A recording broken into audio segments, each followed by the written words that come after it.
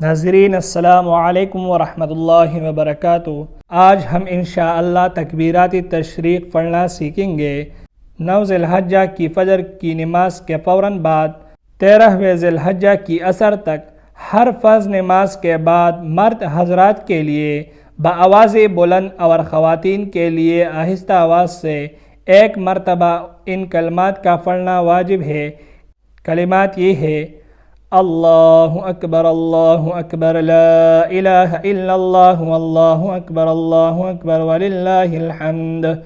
اللہ اکبر لا الہ الا اللہ واللہ اکبر وللہ الحمد۔ اللہ اکبر لا الہ الا اللہ واللہ اکبر وللہ الحمد۔ اگر تکبیرات کہنا بھول گیا تو یہ تکبیرات فرض نمازوں کے بعد کہی جائے گی۔